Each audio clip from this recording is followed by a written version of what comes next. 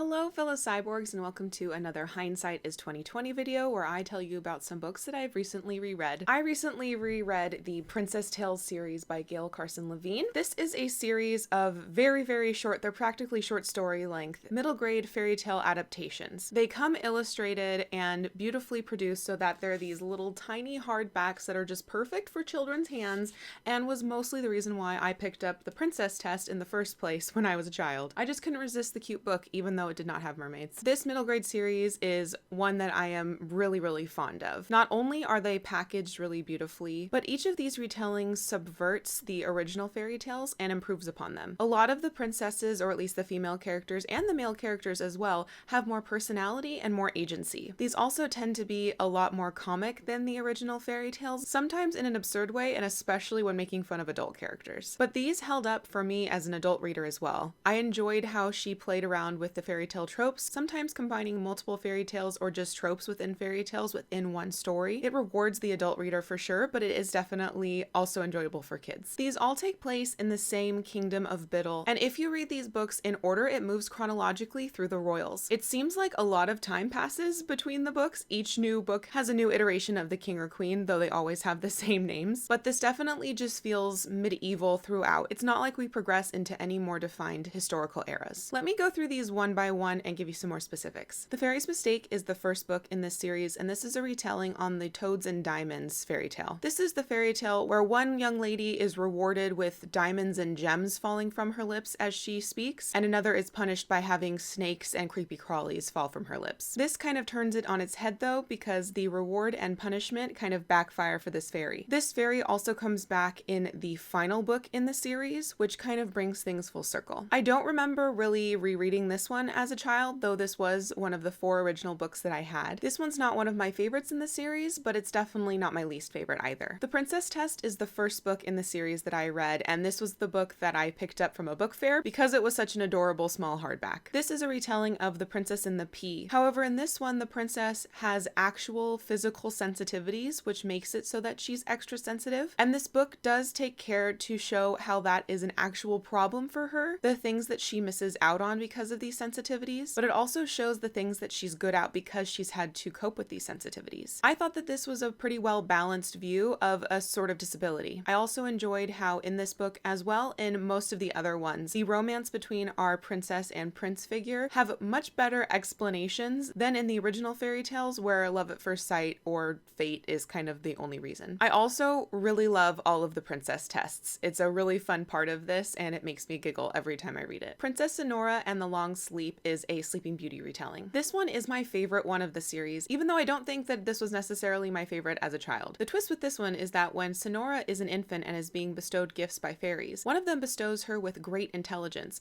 which means from that point forward in the story, she is an incredible thinker, even as an infant. Because of this, she loves learning things and sharing facts with other people, which they find insufferable. But also because of this intelligence, she is able to manipulate the curse to prick her finger on a spindle and have more agency surrounding this. I also love the details that Levine went into, exploring how this castle and the people would look after 100 years of sleep. She really goes into how the building itself would decay. I love that detail quite a bit. The prince character is one who is curious about everything and asks questions constantly and annoys people to no end, and so I really believed their affection for each other at the end because they both could fulfill the need that no one else had been able to fulfill for them in their lives. Cinderellas and the Glass Hill is a Cinderella retelling. However, in this one, the Cinderella figure is a young man named Ellis. He loves inventing and he's quite clever, but he has 2 older brothers who are as thick as thieves, but they never let Ellis in on their jokes. They never appreciate him. They never treat him like a brother. This is one of my favorites of this series, and I especially love how this pays homage to the Cinderella tale without directly retelling it. We have reference to cinders and him being called Cinderellas. The image of the glass slipper is divided into 2, that being of the Glass Hill,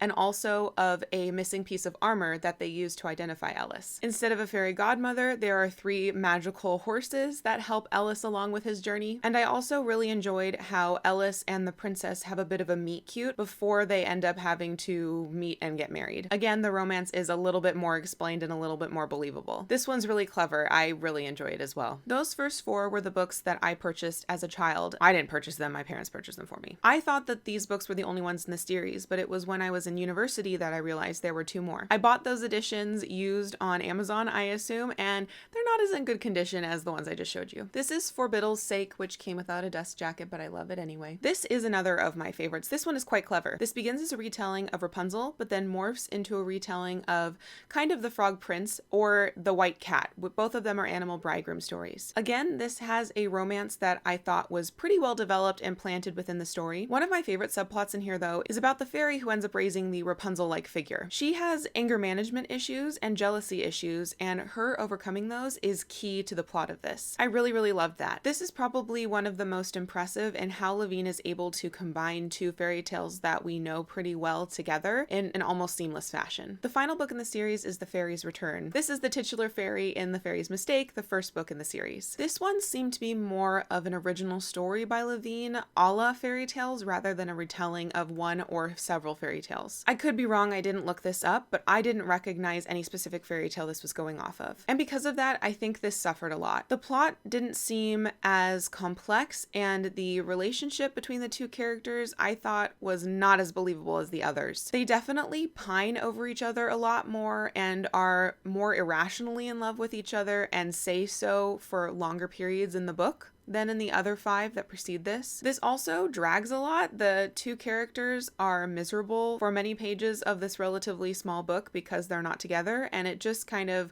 was melodramatic and not very fun to read. On top of that, we have the princess's father is King Humphrey, but he says harumph because he's such a mumbler that they call him King Harumphrey. But that means that whenever he's on the page, half of his speech is undistinguishable in harumphs. It's supposed to be funny, but it didn't get my funny bone. However, it is possible that I was feeling a bit burnt out on this series by the time I got to this final and 6th one, so that may have contributed to my not enjoying it as much. Looking at the series as a whole, I gave all of these books 3 out of 5 stars, with the exception of The Fairies Return, which I gave 2. I don't think that any of these books are quite at a 4-star level for me, especially when I'm looking at the other 4-star books on my shelves. However, I did enjoy Cinderellas and the Glass Hill and Princess Sonora and the Long Sleep the most. Again, this is a middle grade series that I highly recommend, though I do not recommend you picking up a bind-up of these. I think the petite format of these is part of its charm. Please let me know in the comments down below if you have read any of the princess tales and which one is your favorite. Thank you for watching, and until next time, read some of the princess tales and continue to be lovely.